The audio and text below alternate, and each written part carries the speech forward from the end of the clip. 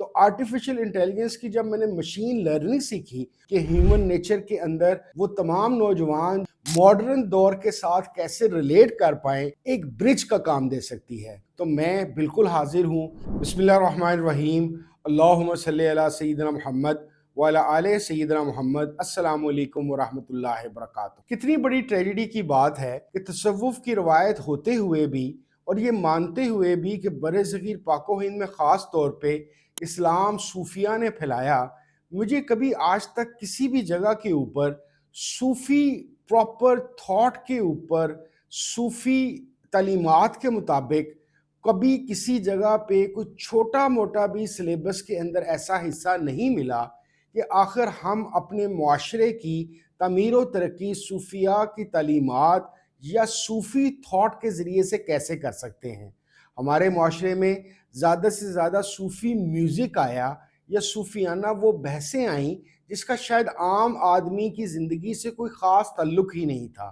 کاش کہ ہمارے یہاں پہ ادارے، خاص طور پہ وہ ادارے جو سلیبس پہ کام کرتے ہیں، وہ صوفیہ کی وہ روایات جس کی وجہ سے اللہ اور رسول اللہ صلی اللہ علیہ وسلم سے لاء لگانے کے بعد طبیعت کے اندر، اعمال کے اندر جو پاکیزگی، صفائی اور جو انسانیت دوستی آتی ہے، اس کو سلیبس کا اس طریقے سے پارٹ بنایا جائے کہ جس کی وجہ سے ہمارے معاشرے میں موجود خاص طور پہ جو تشددانہ یا متشددانہ قسم کے خیالات ہیں اس کے اوپر ہمارا ایک پازیٹیو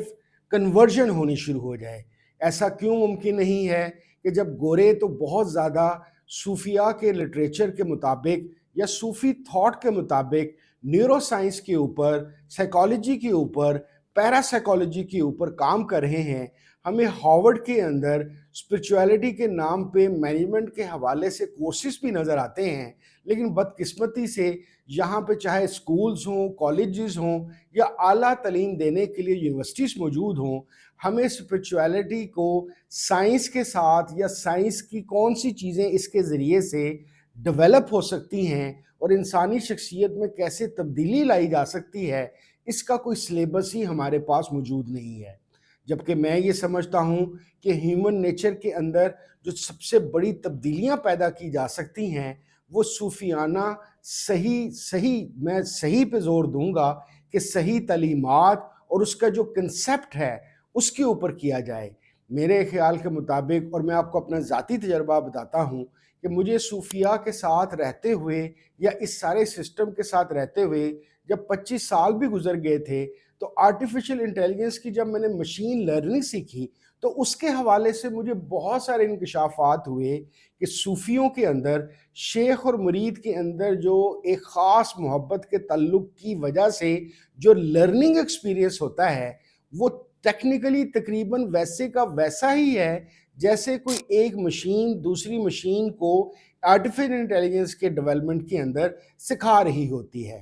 وہاں سے تب سے یہ خیال میرے ذہن میں ہے کہ اگر اپنے صوفی لٹریچر کی بیک گراؤنڈ یا صوفی درگاہ کی ایک بیک گراؤنڈ ہونے کی وجہ سے یہ چیز مجھے آرٹیفیشل انٹیلیجنس کو سمجھنے میں زیادہ بہتر طور پہ ملی، تو ہماری یونیورسٹیز، کالجز اور سکولز کے اندر اگر ایسے سلیبس کو انکلیوڈ اور ڈیولپ کیا جائے تو کتنی زبردست تبدیلی آ سکتی ہے، خاص طور پہ تب وہ تمام نوجوان جو آج کل اس بات سے پریشان ہیں کہ ہم اپنے دینی عقائد یا دینی نظریات یا دینی لٹریچر کو ماڈرن دور کے ساتھ کیسے ریلیٹ کر پائیں۔ آپ یقین جانیے کہ صوفی سسٹم یا صوفی تھاٹ وہ ایک تھاٹ ہے جو پرانے زمانے کے لوگوں کا نئے زمانے کے لوگوں کے ساتھ اور خاص طور پہ ماڈرن تعلیمات کے ساتھ ایک برج کا کام دے سکتی ہے۔ میری گزارش ہوگی کہ اہل علم بھی، دانشوران بھی اور وہ حکومتی ارکان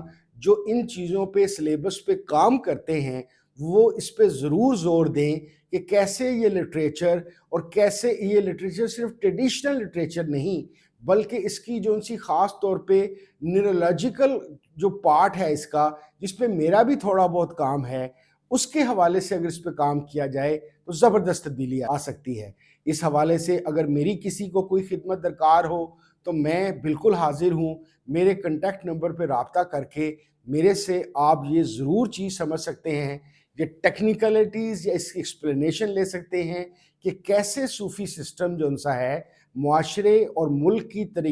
ترقی کے اندر ایک بہت زبردست رول